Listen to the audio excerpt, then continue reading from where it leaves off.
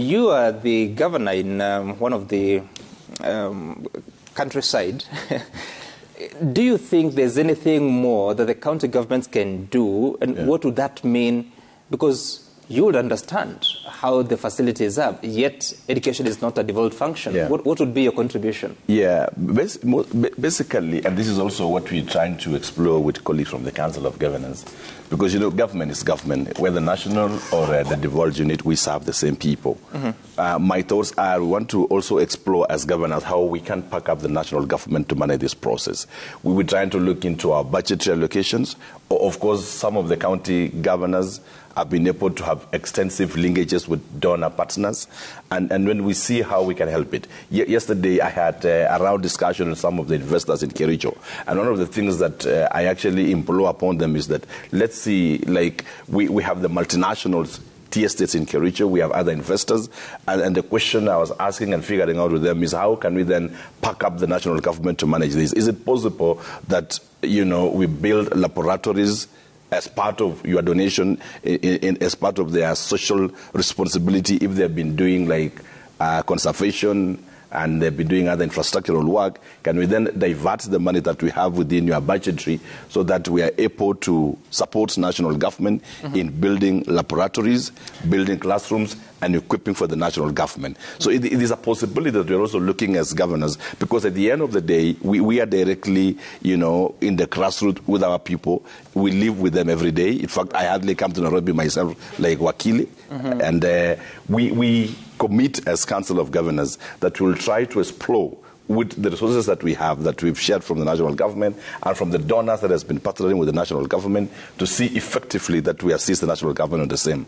And it goes back again to the next thing, that we also need to think about building capacity among the teachers that are going to handle these learners. As it is, if you ask, and some, you remember that I'm a former don in a university, a senior don, and if you would ask today, even a university lecturer, his knowledge about CPC, you'll be surprised that he has no clue about the same.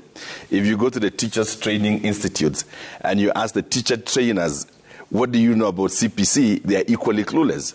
Now, the teacher, the product of the process, now the teacher in the classroom, is even worse. There is a lot of gap in terms of constitutionalizing the content and all these things. So what we need to do, even as we push for the society to manage the situation, is also to push into capacity building, in-service training, and support the TSC to be able to equip the teachers handling these classrooms for the best, because it's a new reality. Now, who are these teachers who are going to handle TSC? Are they the teachers that are prepared to handle secondary school? And I'll tell you that the teacher prepared to handle secondary school is a whole world altogether, compared to a teacher prepared to handle primary schools. In terms of content, in terms of pedagogical skills, and in terms of handling approach, the secondary school teacher is prepared for a different formation altogether, while a primary school trained teacher is prepared for a completely different world. That is why we have different training for the ECD teacher. And we have different training for the teacher handling the primary school, and we have different training for the teacher handling the secondary school in terms of content. And even in terms of, the presentation could be the same, but in terms of content and management of children, because, you know, you're talking about children. This kid is transitioning from class 6 to 7, even though the name has changed to be junior secondary school, he's still a kid.